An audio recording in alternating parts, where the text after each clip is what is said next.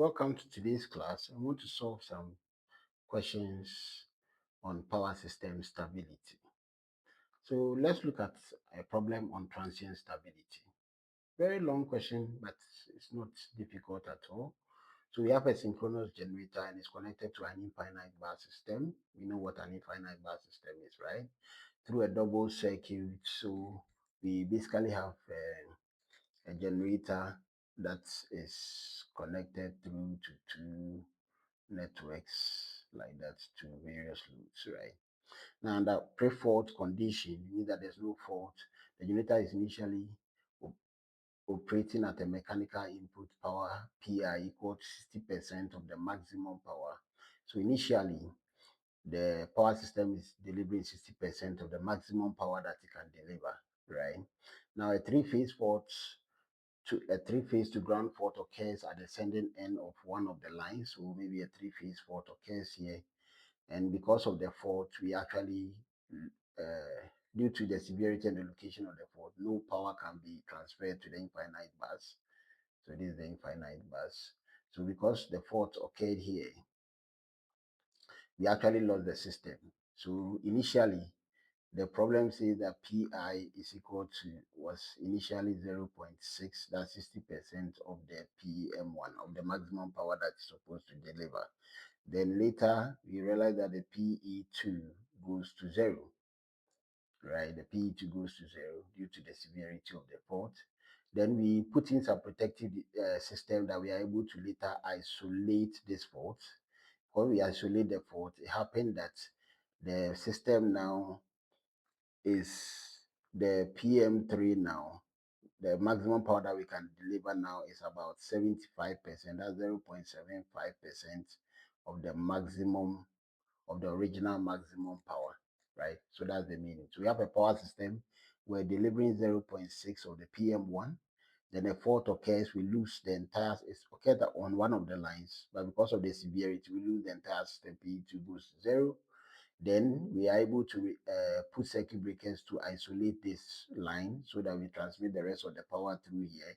And we can transmit about 70% of the maximum power now.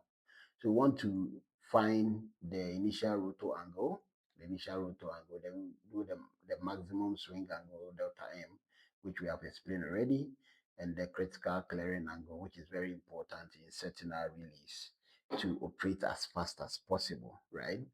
So you realize that this scenario occurs with one of the scenarios that we have studied in transient stability, where we have a power system delivering power, then we totally lose the system. So we have the drawing of the system is basically like this. So we have a power system where the PE, the pre-fault curve, the pre-fault curve was like this. That's PE1. Then this is Pi. So you're saying that the power system was initially operating here, and here is point A, right? Where here is delta naught, the initial rotor angle. Good. So now a fault occurs, and then PE2 becomes zero. So PE2 becomes here, and it's equal to zero. But then the rotor angle will keep increasing. We have explained how that works already. Then at a certain critical angle, delta C, we clear the faults, and then the power system now is delivering this amount of power. So we clear the fault to here, and then the system will have to decelerate, but because the rotor angle, the speed of the rotor was far more than the speed at that moment was far more than the synchronous speed. It's going to move forward for some time before everything settles. So we have here, and this is the decelerating area, and this is the accelerating area A1. Here is A2, and we are saying that for the system to be stable, it means that A1 should be equal to A2, and we're able to use this criteria to prove that the critical clearing angle, the angle that we really need to use to clear the fault, will be given by cos delta C equals to Pi into bracket delta M minus delta naught plus PM3 cos delta M all over PM3. Rather, the PM2 doesn't appear because P2 happens to be 0 with this scenario, right? So with this scenario, how are we going to find delta C? And before that, how are we going to do delta naught?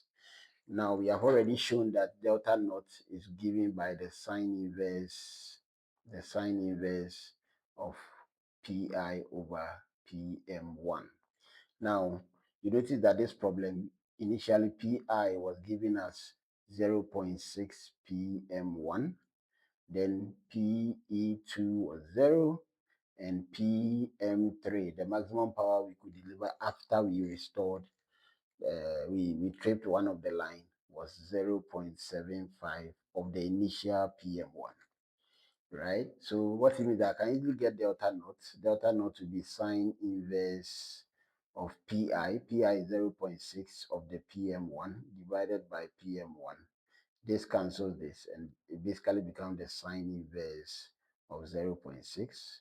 It means delta naught, the initial root 2 angle, happens to be 36.87. Simple, right? So this is delta naught. This is delta naught.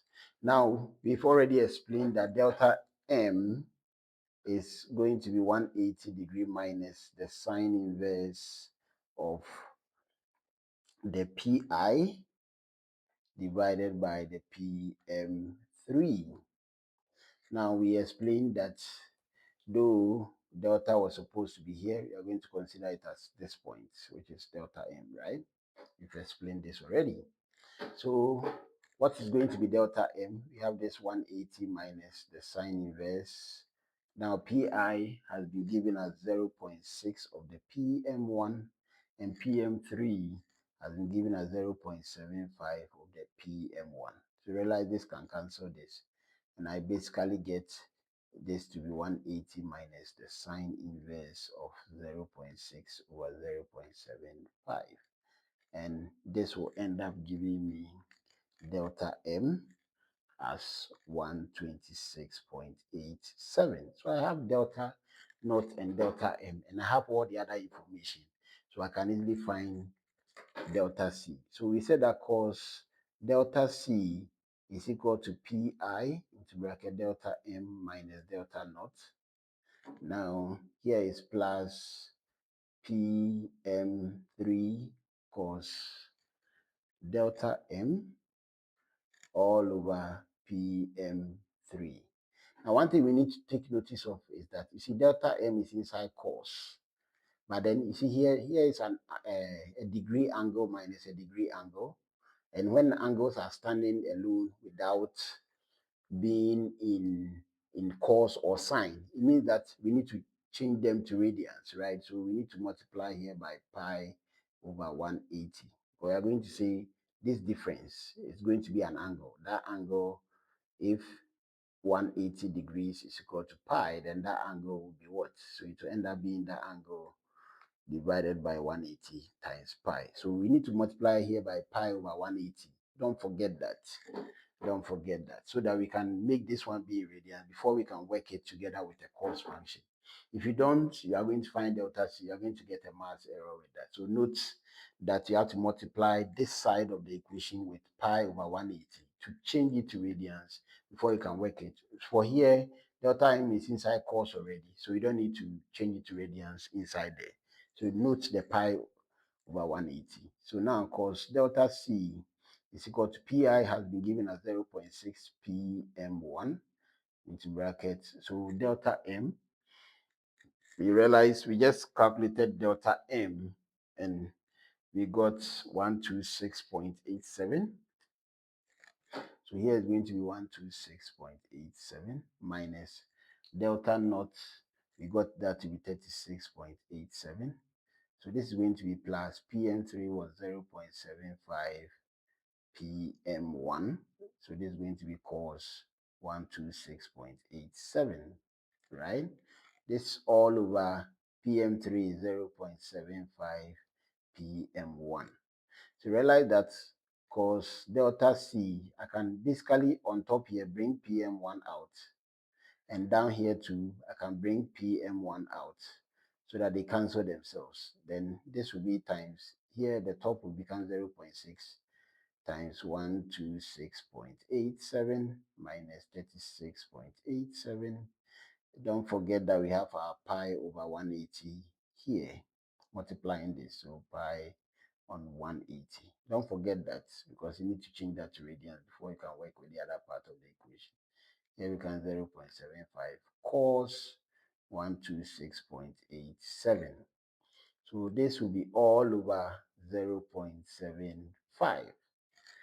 And when you punch that, you are basically, this part, will end up being, here will be cos delta C, because you are basically going to find the difference of this angle times this, or you can punch it once away, right? So find this difference times pi over 180. You end up getting 0.6 times 1.5708 minus, actually plus, right? Plus 0.75 times, now when you punch this cos 12687, you are going to get, you can actually just minus 0.6 all over here 0.75. Just punch it once. Ideally, just punch this particular place once. Don't forget your pi over 180. And this called delta C will end up being 0.6566. So delta C happens to be the cos inverse of 0.566. So delta C is 48.9. Interesting. Interesting. Now, this is basically telling you that you are supposed to clear the fault by the time the root angle gets to 48.9. And if you don't clear the fault around that time, you are going to cause instability within the power system. Now, this critical clearing angle corresponds to a particular critical clearing time, which we can easily find using the swing equation, right? So we send this angle to the swing equation, then we make time the subject, and we'll be able to get the exact time that we need to set our relay to trip the fault. So basically, this is how to work with transient stability problems. So we've looked at this scenario and we've worked an example on this scenario. You just have to note that this side needs to be in radians, so that, and this, because it's already in cos, you can use the angle inside cos just like that. If angles are standing alone without sine cos, you have to multiply by pi on 180 to change that to radians and work together with that. Good. So that's a cool example on transient stability. Very cool example on transient stability. Now let's look at a different problem. Let's look at a problem where we are basically going to have maybe a network like, let me draw this. Let's say we have this particular network where, and basically here we are solving an example on steady state stability, right? Steady state. Because solve example just on transient stability. So let's solve example on steady state stability. Good. So we basically said that we have the steady state stability and then the transient stability. So steady state is when there's small disturbance. Transient is when there's large disturbance, right? So let's say we have a power system like this, where E is giving us 1.2 connected through a network like this, through another reactance like this. Then we have another reactance in between here, another reactance here, another reactance here, and then let's say we have our bus system. We find out bus B angle 0 to be 1 angle 0. So let's say here is J 0.17, here is J 0.145, here is J 0.145 also, and here is J 0.25. Now, let's say we want to find the steady state stability limit, and we said that that's the actually the maximum power that it can ever transmit. So with this example, E is here, V is here, so it's going to be E on V over X, where X is the reactance between E and V. We've actually explained what the maximum, the steady state stability limit is. So we have E as 1.2 already. We have V as 1 already. So we just actually need the reactance that is between E and 1. Now we can't say this is the reactance or this is the reactance because of this reactance J 0.0725 in between here. We may need to basically change the star connection that we have here, so that because we basically need, we can change the star connection. You know, we have a reactance here, another reactance here, another reactance here, and that's like in star, right? But we basically need the reactance in between V and E here. So we actually need this reactance. We actually need the reactance here, right? So what it means is that here I need to add this reactance to this reactance so that I can I can get the reactants that need to be here. Then I will add this reactance to this reactance. Then I'll get the reactant that to be here. And then I already know the reactance here to be J 0.0725, right? So here is J 0.0725. So let's just add them up and see what happens. So we are going to find the total reactance at this end, and that will give us, so we are basically going to add this and this, and that's 0.25 plus G 0.145. We are going to get this, and we are also going to add this and this, so that we are going to get this. Let me draw this very nice. So now we have this reactance, another reactance here, this reactance, and then we have a middle reactance like this. And we basically have here as E, and we basically have here as V. But then we need this together. We are going to J 0.395, G 0.395, and here G 0.315. Then we already have here as G 0.0725. So we actually need the reactant between E and V to find the steady state stability limit. So I'm saying that let's convert this star connection into delta. So I'm going to fix delta here so that I find this reactance. And basically, it's only this reactance I need. I don't need this. I actually need the reactance only between E and V, because my P max, which is the stability limit, is E times V is equal to E times V divided by the X, which is the reactance between them.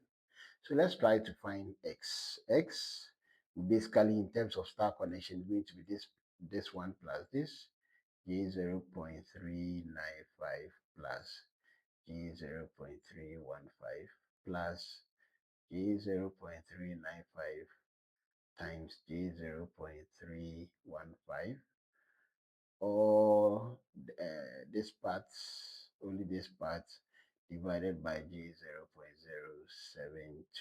0.0725. So it's going to be this plus this times this over this. So this will give me X to be equal to J 2.43. So this is X. Now that we have X, we can easily find P. And when we are finding P, E has been given as 1.2 and V has been given as 1 over, and X, we just need the magnitude because we proved this formula using X with the JX, and then we got the formula to be like this, right? So we just use the magnitude 2.43. That gives us P to be equal to 0.49 per unit. Everything was given in per unit. So that's all. That's all. This how to find the maximum power that we can actually transmit within this power system. Now let's say that this power system that we are analyzing, this one, the maximum power that we can transmit is this. And we actually want to check if it will happen that this power system will be stable or it will not be stable. And mainly, we said that if you want to check stability, we basically need to calculate something we know as the synchronizing power, C, and anytime that we get C to be greater than 0, then the system will be stable.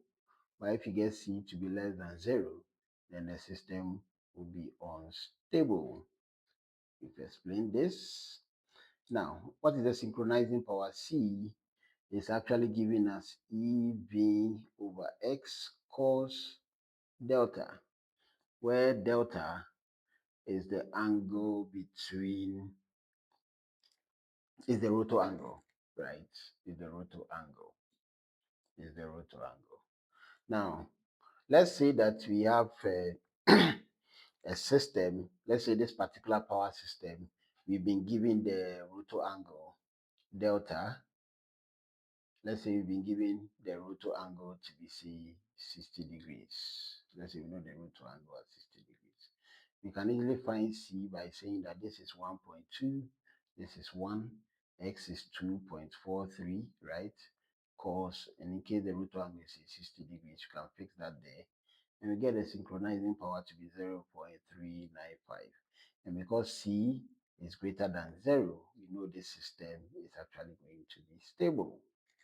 The system, because we've actually analyzed to see that when C is greater than 0, the roots of the equation are going to be imaginary. And anytime you have an imaginary root from a differential equation, what happens is that you are going to have the characteristics equation to be a cos and a sine function. Anytime you have a cos and sine function, it means that it actually goes up and come down. It means the rotor angle will be going up and coming down, and definitely at the end of the day will settle, right? And because of the damper windings that we have within the synchronous machine, it's going to settle out everything. So basically, this is how to get to know whether the power system will be stable or not. And sometimes too, we want to know the the frequency of natural oscillation, right? So we realize that the root of the equation P was given by root of minus C over M, and C the synchronizing power. And I think from the swing equation, we actually made M as 2H divided by omega naught, right? So we can put C and M inside here to get the roots of the differential equation when you want to actually check stability.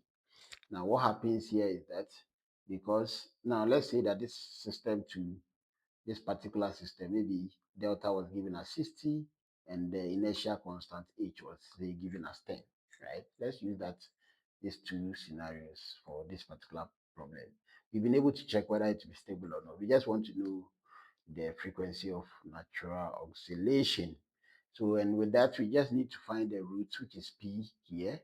Now we've calculated C, we just need to know M. M will end up being 2, let's say H is 10, omega will be 2 pi, the initial frequency is 50 hertz, right? So M will end up being 0.0636 or 637.66.